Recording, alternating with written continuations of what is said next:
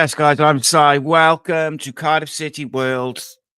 Welcome back to the channel. This is your Cardiff City vs Sheffield Wednesday preview. Camera looks all jacked up. You'll have to let me know if you can hear and all that stuff and see, because it looks a bit weird on my screen. But we'll go. So yeah, be a quick sort of half-hour preview. Was going to pre-record it, but I thought we'll have a short little live. And let me just plug this wire in. If you do have any questions and stuff like that, obviously get them in. Why does that come out? There we go. Should be better. A massive game for Cardiff. At the end of the day, the performance would be nice, but ultimately it will just come down to get 3 points. By hook or crook, get 3 points. Doesn't matter how, doesn't matter anything else, just get it. If you're not familiar with the way we do the previews, they're about half hour long. We'll take a look at the opposition. We'll take a look at the Cardiff side, who's fit, who's not, who we'd like to see on the sides, things like that. Sheffield Wednesday, much improved this year from last year, first and foremost. Still, I think, I wouldn't say heavily reliant on Barry Bannon, but he is a big issue. I think they're probably, they're not in the relegation battle, but 6 points off the playoffs, probably a little bit too far. But they'll certainly think that if they can get a few wins, they'll be in the conversation for a late run. So it's going to be a fascinating game. There's definitely something on it for both teams. Cardiff have got to be at Cardiff are the home team. Cardiff are the team which absolutely have to win. So Cardiff have got to be at it. Off the back of that Blackburn result and performance, I thought largely it was a good performance. So ultimately, Cardiff have got to find the way, as we say so many times on these previews. Cardiff got to start fast. They've got to be aggressive. They have to make sure that they do not let Sheffield Wednesday settle early. And this is one of Cardiff's biggest problems, in my opinion, over just going generally home and away, is we allow the opening sort of half hour of games. We too often allow teams to just settle and implement their game plans and get into it. Whereas if we, especially at home, if you start aggressive and you don't give them any time, that's where you can set the tone for the game. And too often we don't set the tone early, and we're a bit passive in our pressing and the speed at which we move the ball. So I would like to see Cardiff be much more aggressive in that respect, both in terms of the press, but also just the speed of movement off the ball, the speed of moving the ball. Got some really talented players in this Cardiff side. And as I've said many times, in my opinion, this squad on paper it shouldn't be where it is. There's too many gifted players in there, too many technically good footballers in there. But football is not played on paper. You have to turn up. You have to perform time and time again. And unfortunately, too often, Cardiff have not performed to the level that these players are probably capable of. So what it comes down to is these 8 games. Basically, is by hook or crook, you've got to find results. There is some winnable games. Yeah, look, any game in the Championship is winnable. It's just a fact. Any game is winnable. Sheffield Wednesday have some good players. They have some familiar players to us, but they have some really good players too. So we have to lock them down. We have to make sure that we're doing the right things. They generally will line up in a 4-2-3-1. It'll be Beadle, Yorfa at right back. I really like Hikiwi, Lowe, and Hatsui at the back. Although Johnson occasionally plays at the back on the left as well. So there's that too. I think it'll be Shea Charles and Barry Bannon as the double pivot. And to me, a big part of what Sheffield Wednesday do goes through Barry Bannon. He will set the tempo. He will try and control the game for them. One thing that Cardiff, I mentioned this the other day, last year, Cardiff played in a game. Jake Livermore was in more or less exactly the same role that Barry Bannon plays. Sits in front of a defence, aging, but still got this technical ability to really dictate the tempo of games. And I think in that particular game, we put Ruben Colwell in the 10, and he did a really good defensive job on Barry Bannon. But we have a few players who could do that sort of job whilst playing in the 10. You know, there's a few players out. Joe Rawls, Callum Robinson, Ramsey, and then I think there's one other as well. But they're all out, I believe. So you're looking at who can do that job as a 10 on Bannon, but also still be effective in the number 10 role. But it'll be interesting. It'll be interesting. In terms of going forward, then Shea Charles, Barry Bannon, double pivot. You'll have Josh Windass, who is someone who I said Cardiff should have tried to sign on a free in the summer. Very versatile attacking player. He's a goal scorer, can play wide, can play at a 10, can play up front. He's a player which I really like. Probably not prolific in terms of goal scoring, but he gets important goals for them. He played in the 10 against Sheffield United in the derby. I think he'll stay there. Callum Patterson off the left probably does such a good job defensively. Callum Patterson, he'll just go up and down, but we know he is a danger in the final third. You know, one of the most versatile footballers I've ever had the pleasure of watching at Cardiff City. Could literally play any position on the field and do it effectively. He's a really good footballer. You know, not as young as he once was, but will do a good job out on the left or maybe even the right. I think they'll go with Jamal Lowe up front. I think there's a chance as well they might go with Nathaniel Chalabar over Shea James in the centre of the park as well to be the legs around Barry Bannon. They could play Gassama off the right. Musaba is a good. I like Musaba. He's a good player. Jamal Lowe is the one for me. The players I worry about is Windass, Jamal Lowe, and Bannon. Almost that attacking spine, if you like. But also, you know, Callum Patterson, ex-player. It makes me worry. We just got to put them under pressure, because I don't think this Sheffield Wednesday team is a great team. I think they're a decent team. Don't think they're incredible. And I think if Cardiff can put them under pressure when they're in possession of the ball early, force them to go long, force them to go much more direct than they'd like to, don't let them get a foot in the game. That's where I think the key can be. Get the crowd up. You know, you should have a good crowd at the stadium tomorrow. It's a big game. It's a 3:00 kickoff on a Saturday. No excuses. You know, it's got to be a big crowd, and the atmosphere's got to be good. The fans have got to do their part, get behind the team, and then the players on the day have to do their part, get the crowd up, be aggressive. And yeah, look, Barry Bannon, what a footballer he is. What a footballer. But at his age, he's not going to be wanting to get into a foot race. He's not going to be wanting to be pressed and pushed into deep areas. He likes to have time on the ball and dictate the tempo onto us. We have to stop them in implementing their game plan.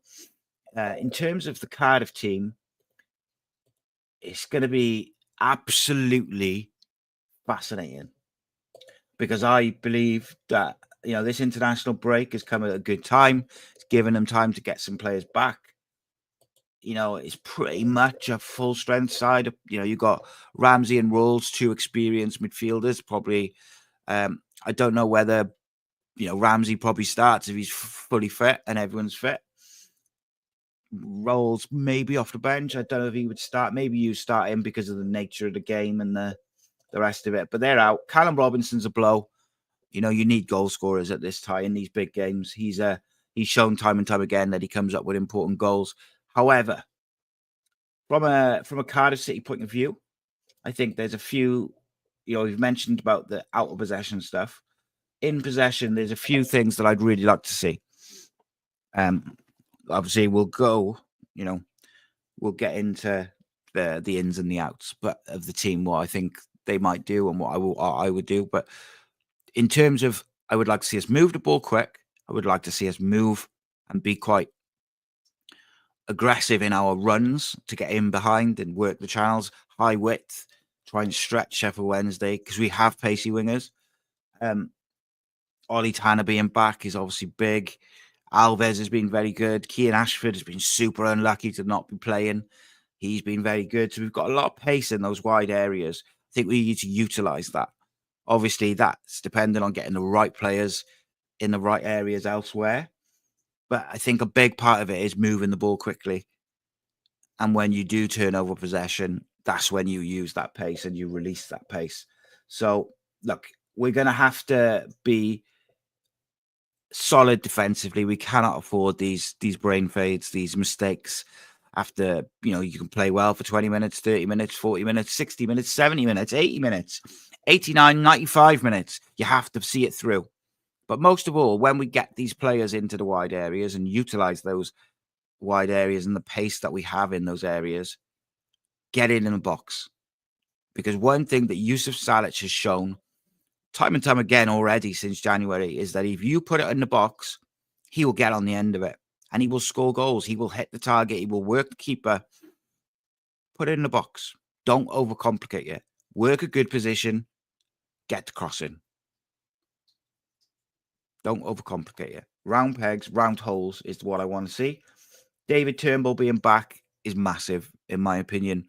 Our best periods this season as a team have been when he's been in the side as a number 8, because he looks to progress the ball quickly. He breaks lines with his passing and he looks to pass forward. That for me is a big bonus. I think he's really shown this season, because there was a few questions being asked last year. What is he? Is he a 10? Is he an 8? 6? Like £2 million? But he doesn't seem to have an established role within the team. But I think this year he's shown a number 8 alongside either a technical midfielder in Alex Robertson. That worked quite well, although I think it's a little bit open. Like what I was seeing is that quite often one line breaking pass through the middle of the midfield and we were getting a bit caught out. So I think you have to play a Manswerk or a Chambers as a sitter. I think, and this is a purely guesswork, I think we go 4-3-3 tomorrow. And I think we go with a single pivot. I think they're going to go for it. I think they're going to have a sitter, and then they're going to try and have 2 aggressive ball-playing midfielders who also work hard with it. I think, Havertz in goal, first and foremost, with Alnwick out.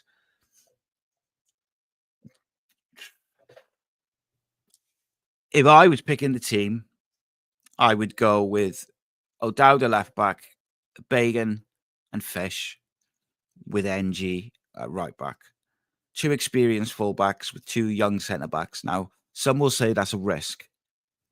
For me, I think Fish has shown enough defensively to say he's a guy who has to play. He's a guy you want in there. And I think Bagan as a left footer has not put a foot wrong. I think he's made one mistake all season. And I think he's looked really good at centre back. I also believe that his ball playing abilities with that left foot from defence really opens up that side of the pitch. The reason why I'm leaning slightly towards, because I think Omar Issa will go Gutas Fish with possibly Bagan at fullback, but probably O'Dowda. The reason I don't mind O'Dowda at left back for this game is 1, is home, so I want to be aggressive. 2, I think Will Alves will play off the left wing. He's predominantly right-footed, so he's going to cut in, which allows then the overlap of O'Dowda and get those crosses in for Salic. So I would go O'Dowda, Fish, O'Dowda, Bagan, Fish, and I would go with NG. I know some people will say, it should be Rino Moto. I feel like Reno's faded a little bit as the season's gone on. I still think he's been consistent throughout. I just feel that Perry NG's come into a bit more form. Defensively, he's a bit more solid. Obviously, he's played fullback his whole career. That's who I would go with. Please do tell me if you disagree. Then the number 6, because I do think it's going to be a single pivot, 4-3-3, an old school 4-3-3. Who do you go with? Who's your 6? Because I think Manswerk gives you the ability to carry the ball, which can be really beneficial for a number 6, because he wins the tackles, and then he's able to carry the ball. Mansfield can also play as one of those two, which I think is very possible. I think we will pick. I think it'll be Mansfield, Chambers, and Turnbull as a 3. That's what I think they will pick. I would go Chambers, Mansfield, and Turnbull as the 2 who've got a bit more freedom. Alves on the left, Salic through the middle, and Kean Ashford off the right. With the option to then, if the single pivot's not working, you can flip it to a 2, with Turnbull being the sort of slightly further forward of the 3. You have Ruben off the bench, you have Tanner off the bench, you've got El Ghazi, you've got Isaac Davis, who I think is very unlucky to miss out. I just think Alves, I wouldn't be disappointed if Isaac Davis is, for instance, the left winger at all. I just think Alves has been particularly eye-catching. I also think Alex Robertson, I'm hoping that he's looking sharp and fit, because it felt like he was struggling for fitness a little bit coming into the international break, so hadn't hit the same form he'd found earlier in the season. That's what I think we'll do, because I think it gives you the flexibility out of possession to almost be a 4-5-1. The 2 wingers will drop in alongside the 3 midfielders, and you've still got the ability to hit them on the break. The key man for Sheffield Wednesday, for me, I don't think it's a shock, is Barry Bannon. If you can keep him from dictating the play and dictating the tempo, you're a big way to stopping them playing. Not the only way they can play, but he is a massive player for them, even at his age. Alves and Ashford, the reason I go with them, because aggressive, attacking and offensively, they do the job. Very dangerous, very pacey, very skillful. Both got an eye for goal. Both look to create for others rather than just look to shoot. Even Alves, who's playing as a right footer on the left, still looks to get those crosses into the box for Salic. Same with Ashford. And I think Alves being on that left-hand side allows for O'Dowda to overlap as well. So you can have Alves drifting into the sort of number 10 position behind the striker, but you're also centrally in the midfield, you're really solid. You've got 2 kind of more defensive-minded or physical battling midfielders in Chambers and Mansfield. Both very good on the ball, though. But you've also got Turnbull for his... I think I said Turnbull and Chambers. Chambers and Mansfield for the kind of defensive, more rugged aspects. But you've also got the ball player in Turnbull. You know, don't get me wrong, right? What I would love to see is a 4-2-3-1 and a Mansfield Turnbull double pivot with Ruben in front. I would love it. I don't think that's what we'll go for. And I think with the Bannon and Josh Windass effect in that central area, having 3 central midfielders is not the worst thing. And look, it's round pegs for round holes. It's playing the right combinations of players for the right games. I believe for the first hour to 70 minutes of this game, having 3 central midfielders who are all capable on the ball, but also off the ball, is not a bad thing, because we've got ball players in there, in the 3 of them, so we can actually play football when we've got the football. We've got nice young players out wide, got a good striker. There's no reason why we can't be aggressive in the way we play football, but I think that we can also be really solid in front of the defense to keep it nice and compact for that first hour. And then the ability to bring on a Ruben and a Isaac Davis off the bench, Ollie Tanner off the bench, just bringing those 3 on for your kind of, if you took Turnbull off, say Turnbull, Alves and Ashford off after about an hour and put those 3 on against tired defenders, that's a really, really strong bench. And that's without mentioning, El Ghazi or Giles or Mate or any of these other guys. I don't expect Mate to start, but obviously after his goal, he's going to be confident. I'd imagine that he'll come on for Salic at some point. He could also come off the right, although I do prefer him in a more central area.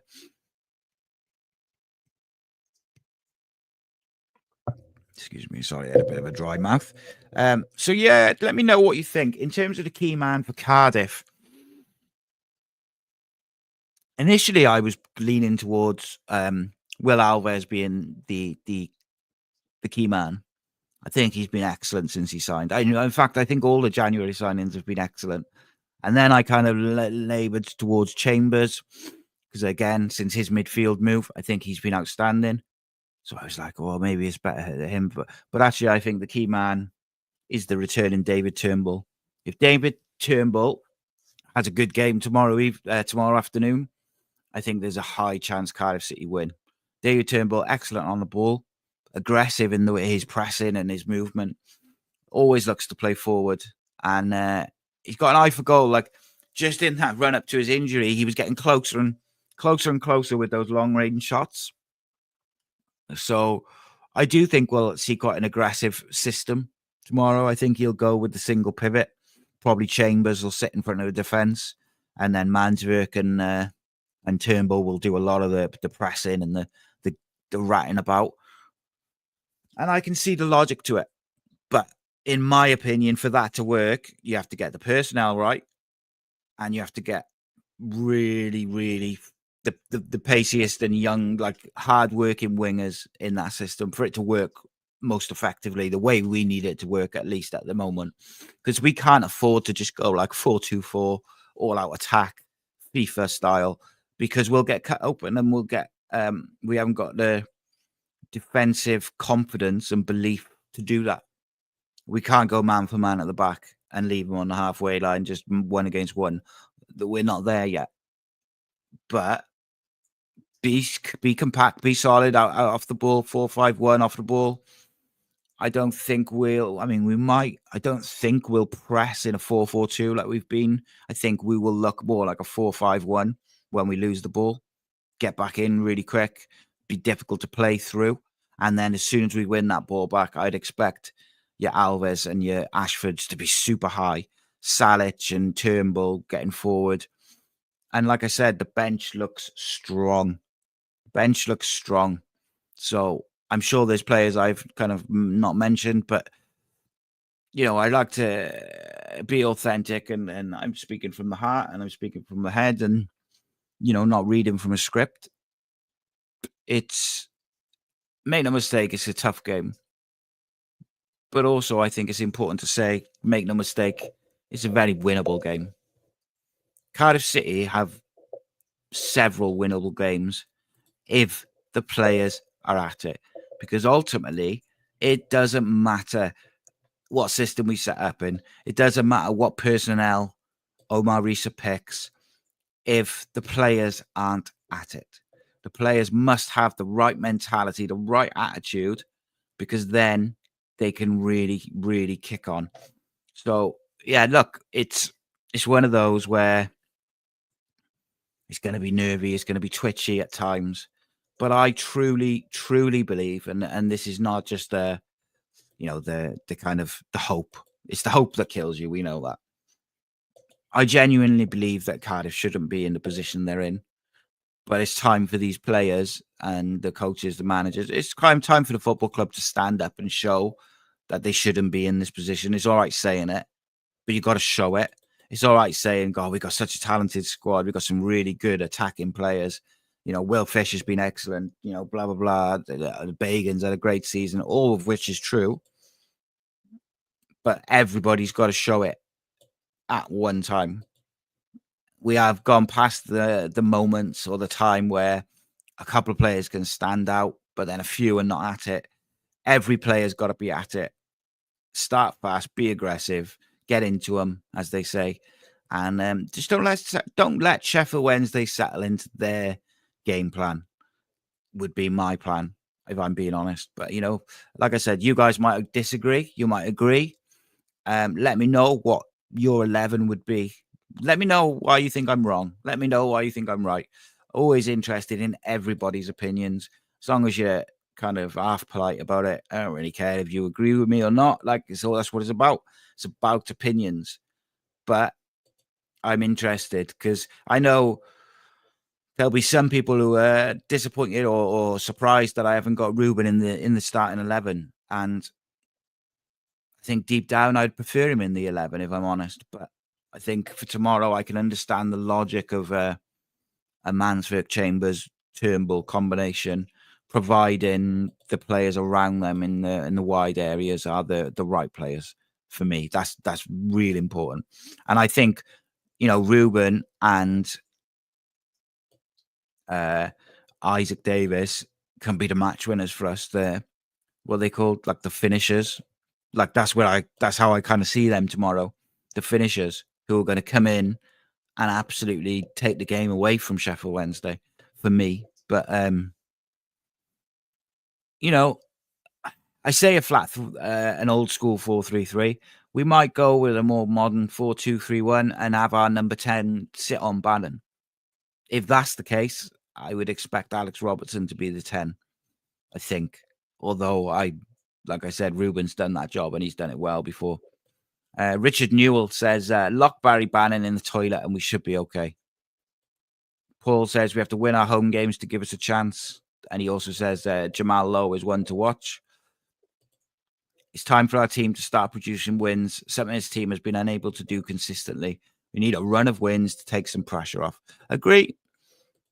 Jeff says, get rid of Men of Harlech as we come out. Terrible slow tune, but as inspiring as trading in Cowpat. No wonder we start slow. That's a controversial take, mate. I know that's quite popular with the majority. Rhys there says, I like Men of Harlech. It's controversial, mate. I don't mind it. Paul says, I think we've proved if we put early balls in the box, we score, especially with Salah. Yeah, Salah has shown that if you put the ball in the box, he will score. Rhys says, Mansfield, Turnbull, and Ruben will be my midfield. I just worried that that's my kind of 3 if we go in a 4-2-3-1.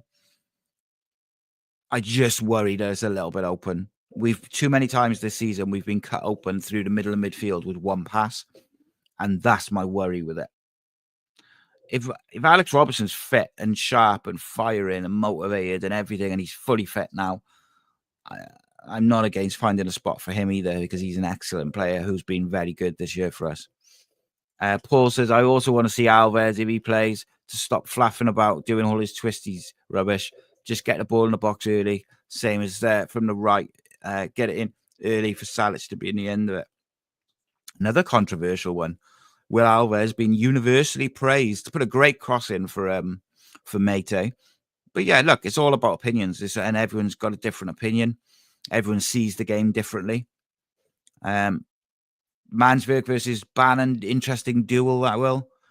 Do a good old-fashioned man-mark job on Bannon, put Mansfield on him, and give him nothing, just follow him around. Yeah, I don't mind that.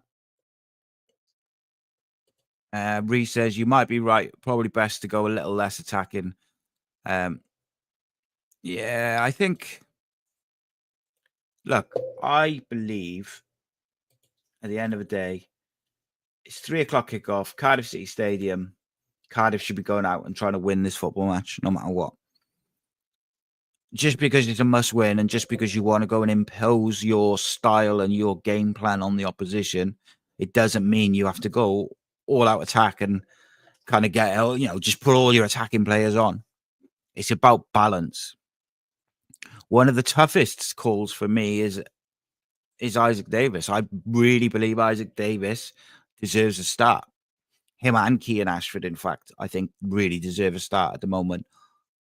But I think Davis, Ruben, and probably Tanner tomorrow, at least, will be more effective off the bench. Finishes is for what I think. Because I think the first hour will be a bit tense, it'll be a bit of a midfield battle. We have to win that midfield battle, which is why I've got Chambers and Mansverk in there with Turnbull for the ball playing. But, Mansverk and Chambers are decent enough on the ball.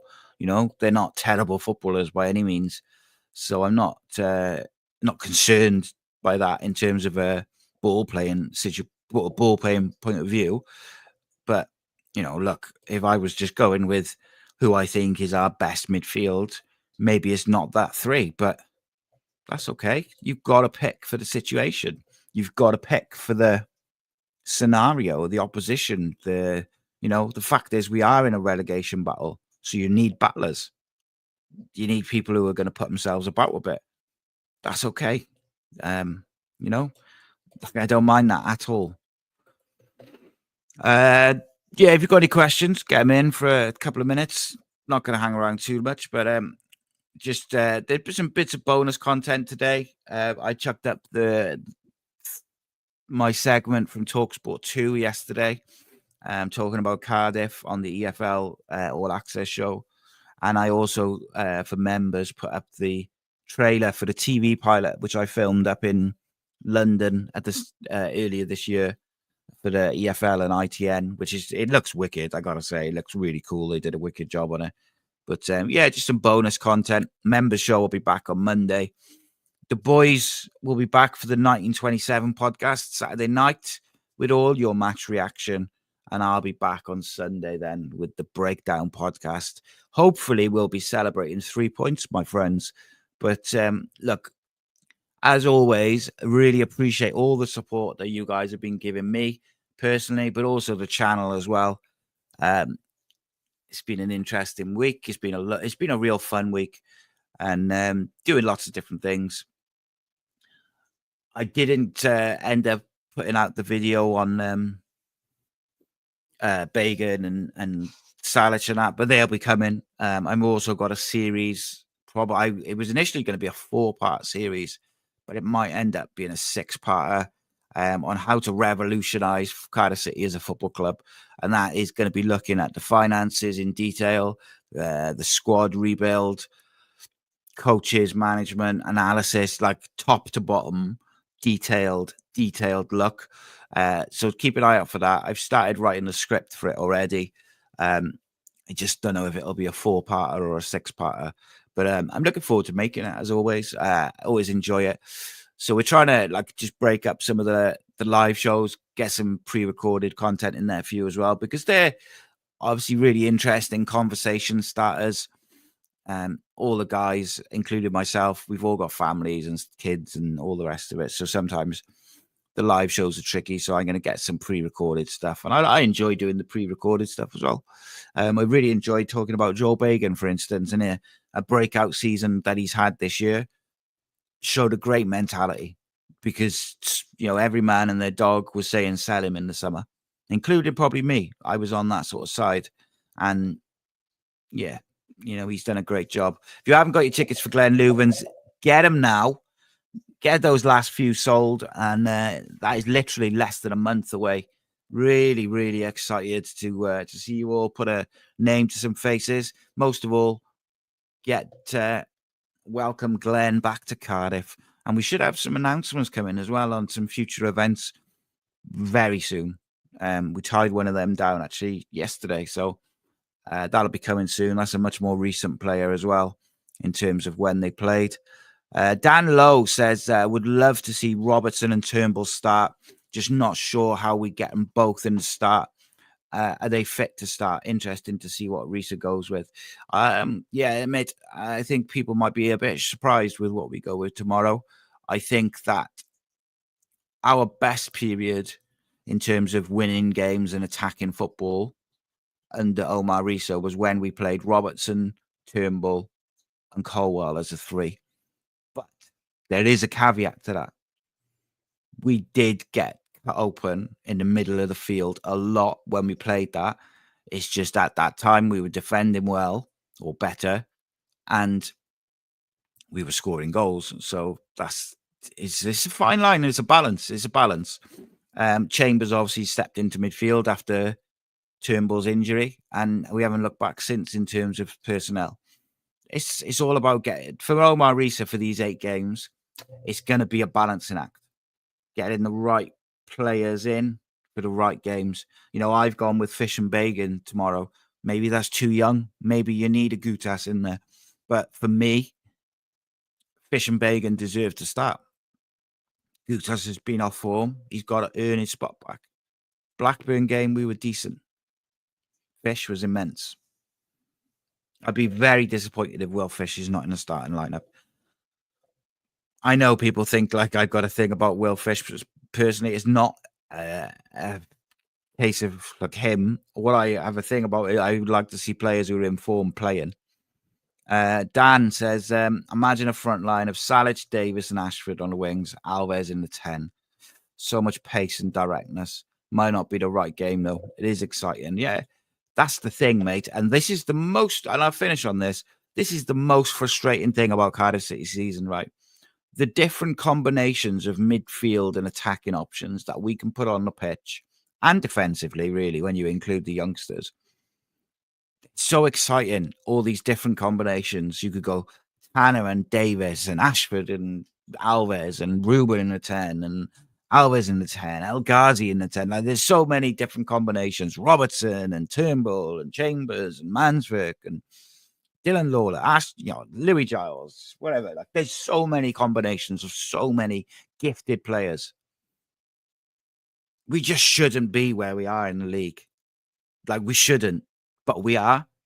So now we have to play these 8 games as cup finals. And let's be honest, right? If we win 4 on the bounce now, we're probably safe. And then you can maybe relax and open up a little bit. But these next 3-4 games are going to be tense. Not good for my heart. Not good for your heart. Not good for my ever-increasing grey beard and grey hairs. But got to get behind the team. No matter what happens today, if we're 2-0 down after 20 minutes, got to get behind the team. Because they will need us as fans tomorrow and every other game for the rest of the season. It's just a fact. Make the atmosphere good. Hopefully the players will contribute to that as well by the way they start. And hopefully Omar Rhys gets his decision-making and that fine balance that we've talked about. Hopefully he gets that right. I really, really hope that we can get a result tomorrow because I think we can build momentum. If you look very, very quickly, if you look at Cardiff's fixtures, I think they have a bit of an opportunity. Bear with me a second. So I think there's a bit of an opportunity now over the next 4 games to build some momentum because I think all 4 are winnable. You've got Sheffield Wednesday at home, QPR and Preston away, and then Stoke at home. If you could take, I would like to win all 4, obviously, and I think that they're winnable games. But I think if you can take 9 points from those 4, you are absolutely flying. Because then you're halfway through, and you've got to play Sheffield United, West Brom, and Norwich in those last 4. Oxford is going to be a big one. Got to try and win your home games ultimately. West Brom at home will be difficult, obviously, but look, we could go and lose to Stoke and then next week beat Sheffield United away. That's just the nature of the Championship. But we as fans, the players, the manager, we've all got to be united in it and we've all got to kick on. Keep the faith, my friends. The Blues are staying up.